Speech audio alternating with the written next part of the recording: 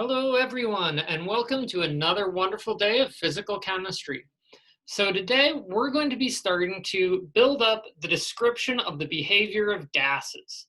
So we're going to be doing this by essentially combining two features, which is talking about how we can, how as physical chemists we traditionally build up models of our systems, and B, trying to apply this to how I can determine the pressure of a gas. And we're going to do this by building up what's called the kinetic gas model.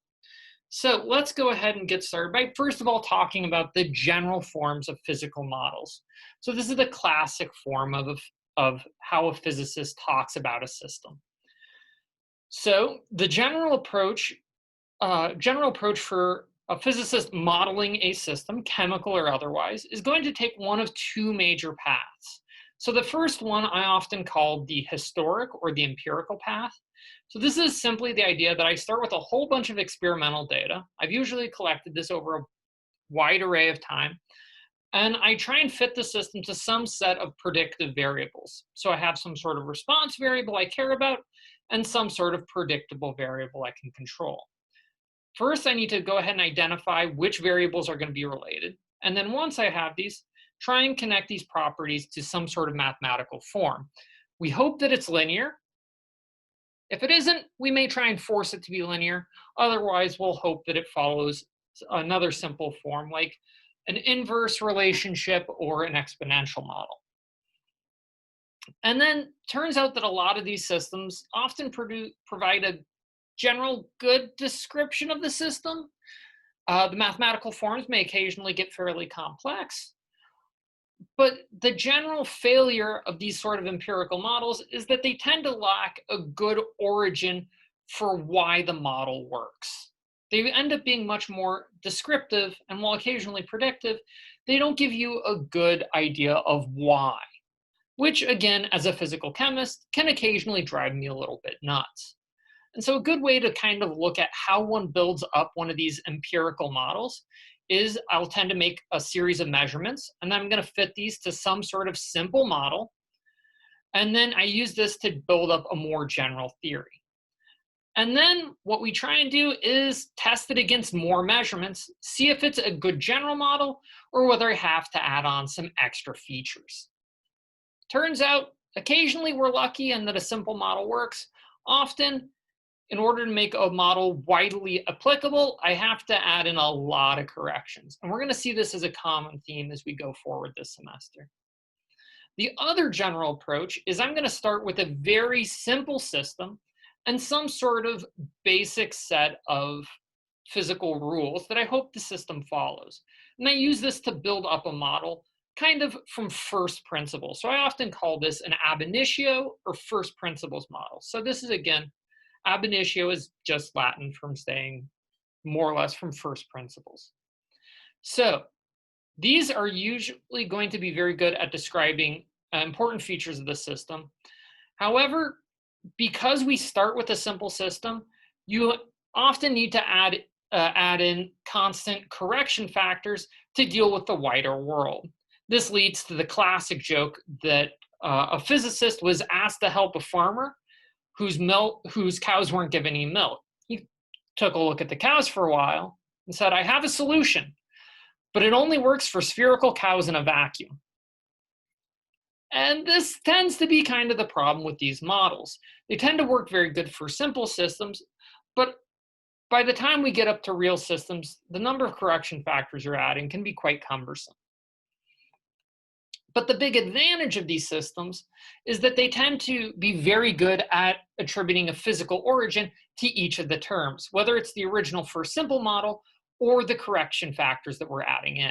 So these can be quite satisfying once you get the hang of them. So a good general theme of how one of these first principles models work is you might do something like assume the existence of protons, neutrons, general nuclei, atoms, molecules, electrons, some sort of fundamental particle.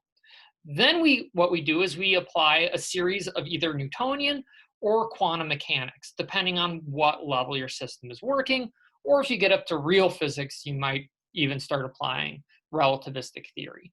Then once you've applied these basic set of theories, then what you can do is actually build a fairly good and descriptive model.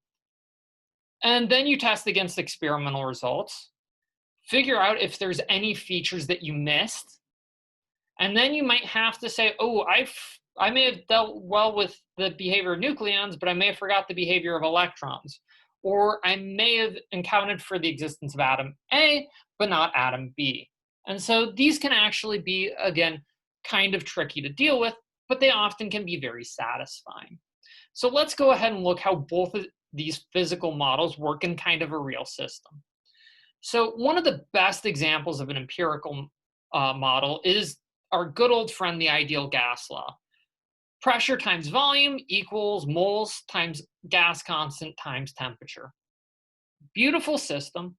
And it turns out that we derived this in a very empirical approach, which is we made a whole bunch of measurements. So first, pressure versus volume for a whole bunch of gases, and we found a linear relationship in between pressure and the inverse of volume, and it was fairly general. Then we have pressure versus temperature. So again, this gives us Charles' law, again, a nice linear behavior, and the same thing with Avogadro's principle, linear behavior if I plot pressure versus number of moles in molecule. Again, these don't hold forever, but for most reasonable atmospheric conditions, they're pretty good. And so what you can do is say, wait a minute, I've got 3 linear relationships. I can go ahead and combine them together. I get my ideal gas law. I have a nice, simple description of the behavior of a system, but I have no idea what's driving the origin of these sort of behaviors. And again, later in the chapter, we'll start dealing with when this simple relationship breaks down, because we often need to add correction factors to our models, whether it's empirical or first principles. Now, one of the really cool things about physical chemistry is that you can usually derive the same exact set of equations from empirical or first principles. So let's try and derive the behavior of pressure from first principles for, again, an ideal gas. So we can rederive this same set of equations by making just a handful of key assumptions, and most of these you've probably heard about in general chemistry. But let's do a quick review. First, we're going to essentially follow the basic principles set out by Feynman. We're going to treat a gas as a set of molecules of a certain mass, m. Again, this is going to be the molecular mass, not the molar mass, so mass per molecule. They're essentially just ceaselessly moving, have constant translational motion. We're going to ignore rotational and vibrational, and generally they obey Newtonian physics. So nice, simple system. So we're going to assume that in general, the diameter of the gas is going to be a lot smaller than the distance between particles. So because the size of the gas is relatively small, they're essentially acting as point particles that are going to be bouncing off of each other. And all of these interactions in between gases are going to just be elastic collisions. So this gives us classic billiard ball physics. I have 2 molecules that will come in, and the speed that they start on the collision is the speed that they end on collision. All that changed is who's moving in what direction. So we can use this to start describing our ideal gas system. Now, what we did empirically is we started by looking at pressure.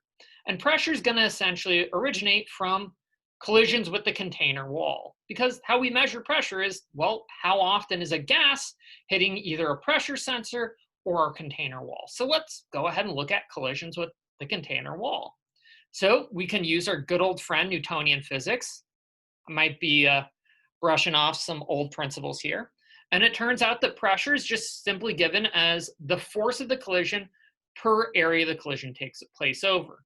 So force, again, according to Newtonian physics, is going to be the change in momentum over the impact time, or the change in time.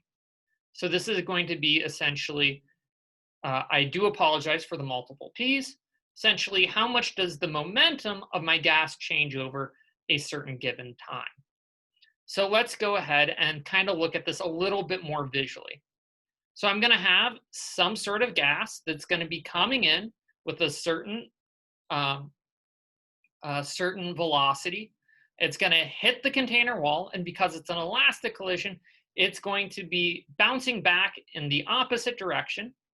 Vy and z won't change, but Vx is just going to be the opposite of what it started, going in the opposite direction. So this means that I can give my change in momentum as essentially twice my initial momentum. So I start with a momentum of mvx, and then I end with a momentum of negative mvx. So my momentum changed by essentially twice what I started with. So I took all that momentum, turned it in the other direction, thus giving me 2mv as my change in momentum. Where again, m is going to be the molecular mass, or the mass of a given molecule that's colliding with the wall.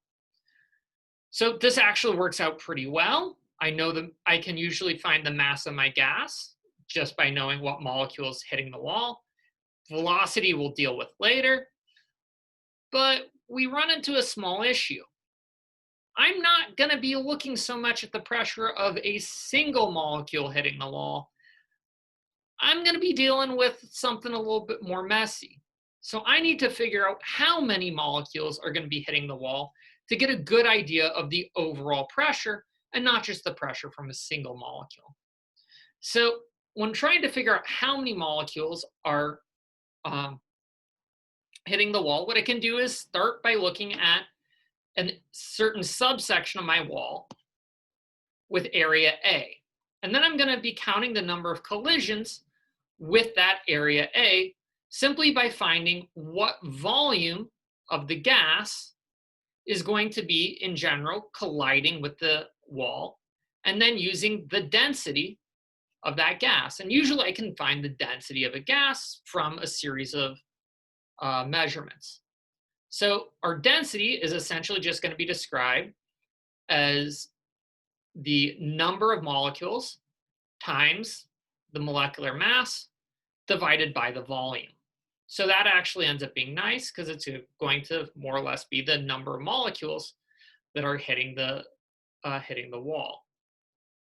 So what we can do is turn this, get a description of my volume that's going to depend on the velocity. So what it turns out is that the volume that's going to be hitting the wall is going to be related to the area times essentially how deep that area is. And it turns out that what I can do is describe this dimension of how far out a gas has to be before it'll hit the wall based on the velocity of that gas. So if my gas is moving fast, this volume is going to be quite big. If the gas is moving slow, this volume is going to be relatively small. And then it's going to also depend on what sort of time interval I'm dealing with. So the volume that's going to hit the gas is more or less going to be related to the absolute value of the velocity, because it's hard to know which direction they're moving, times the time. But because half of my velocity will be positive and half will be negative, I go ahead and I use that division by 2 to help cancel out that negative feature. So that lets me use these absolute values, which will be very useful later. So what I can do is take all the equations I just derived, put them together, and I'll get a much more simple form, because it turns out that cancellation of variables is an amazing thing. So my pressure is given as the force over the area. But again, my force is going to be the change in pressure over the change in time.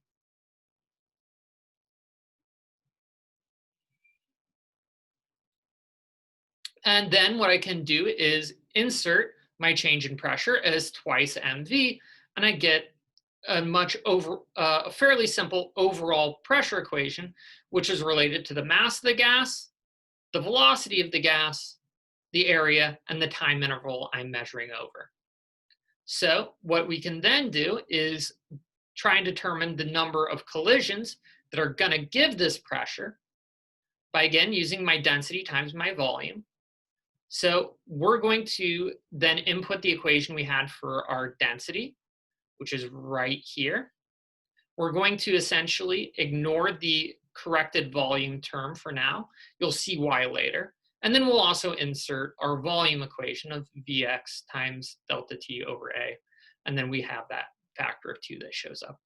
Again, it's worth noting that implicitly I'm looking at the absolute value of the velocity term here, but I omitted that for sake of clarity.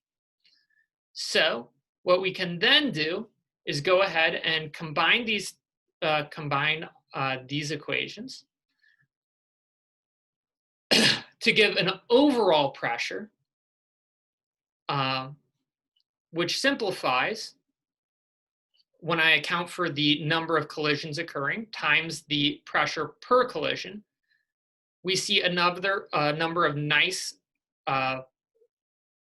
we can multiply all of our factors here together, and we get a lot of fairly nice cancellations, including my 2 areas will end up canceling out. My 2 time intervals also end up canceling out. My factors of 2 also end up disappearing. And I can go ahead and collect my mass times Avogadro's number times the number of molecule times the number of atoms into a much nicer number of moles, into a nice kind of convenient feature. Where now what I have is my pressure is going to depend upon the molecular weight of the gas I'm dealing with, the number of moles of my gas, the volume of the system,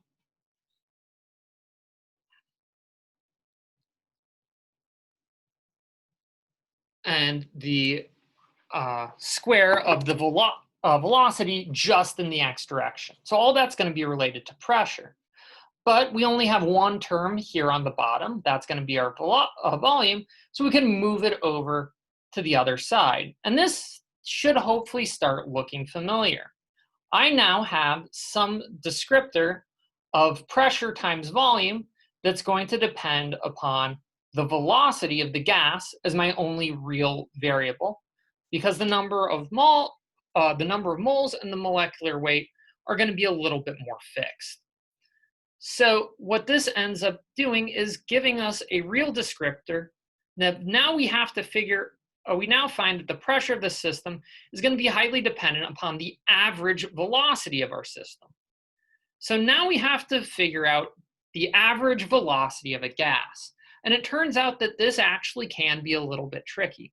So I'm going to go ahead and give that its whole a lecture of its own next time, of where we can try and use some more atomic level descriptors to figure out how fast a gas tends to move. Till then, take care.